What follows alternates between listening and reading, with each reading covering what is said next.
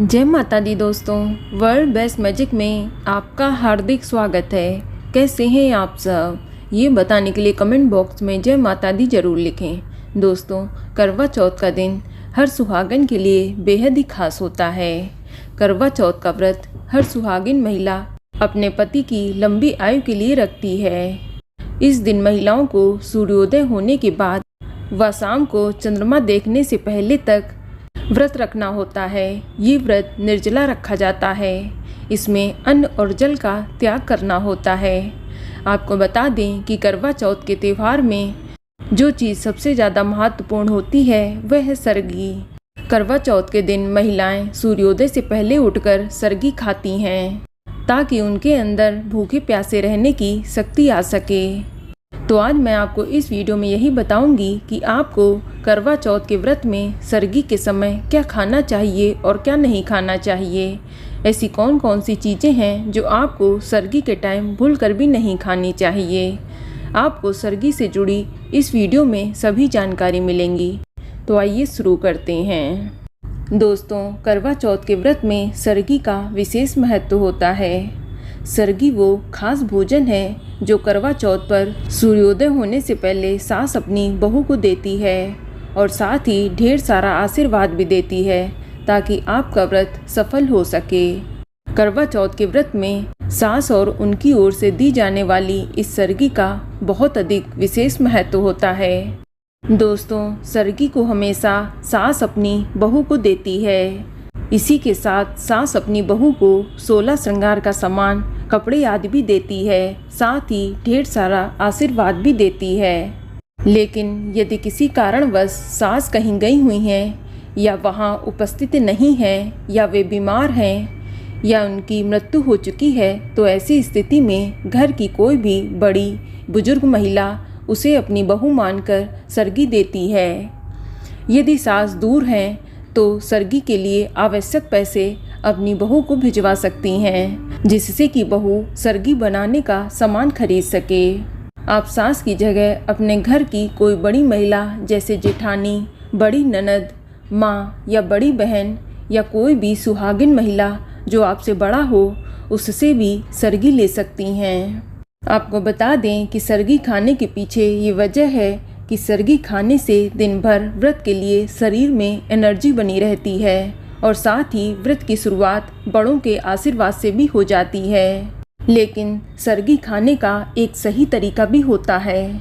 दोस्तों, बहुत सी महिला बस सुबह सोकर उठती हैं और उसी वक्त सरगी खा लेती हैं, जो कि गलत है।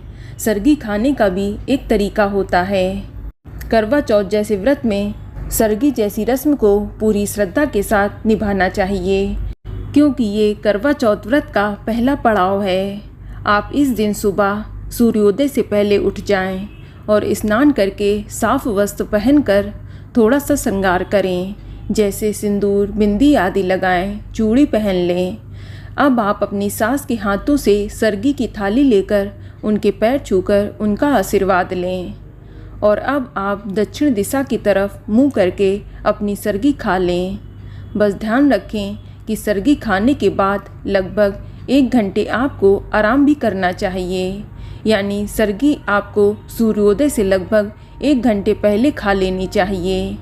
और फिर अगर आप सोना चाहती हैं तो सो भी सकती हैं या फिर आराम करना चाहती हैं तो आराम भी कर सकती हैं।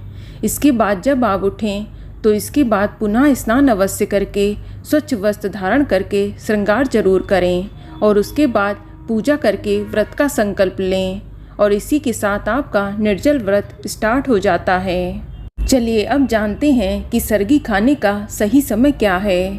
दोस्तों, सरगी सूर्योदय से पहले खा लेनी है, यानी सुबह के लगभग 4 से 5 बजे के बीच में आपको अपनी सरगी खा लेनी है क्योंकि सरगी का भोजन ग्रहण करने के बाद आपको कुछ भी खाना पीना नहीं है। इसके बाद आप अन्न जल शाम के समय चंद्रमा देखने के बाद ही ग्रहण कर सकती हैं। चलिए अब जानते हैं कि सरगी के समय आपको क्या खाना चाहिए और क्या नहीं खाना चाहिए।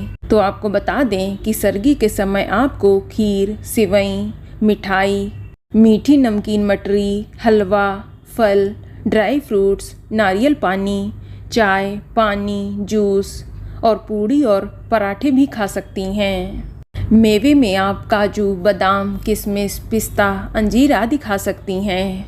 और फलों की बात करें तो कोई भी मौसमी फल जैसे केला, सेब, नाशपाती, अमरूद, इन सभी चीज़ों का सेवन कर सकती हैं। और इसके अलावा सरगी की थाली में कपड़े, गहने भी रखे जाते हैं। साथ ही श्रृंगार का सामान जैसे चूड़ी, बिंदी, मेहंदी, सिंदूर आदि भी रखा जाता है। इन सभी चीज़ों को थाली में सजाकर सदा सुहागन रहो का आशीर्वाद के साथ सास अपनी बहू को देती है। चलिए अब जानते हैं कि सरगी के समय आपको क्या नहीं खाना चाहिए। दोस्तों, सरगी के समय आपको तामसिक भोजन नहीं करना चाहिए, जैसे मांस, मछली, अंडा आदि। साथ ही साथ इस समय प्याज, लहसुन से बना भोजन भी नहीं करना चाहिए।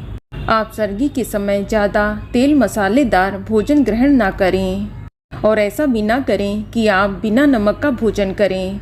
अगर आप बिना नमक का भोजन करेंगी तो आपको पूरा दिन भूखे प्यासे निकालने में प्रॉब्लम हो सकती है।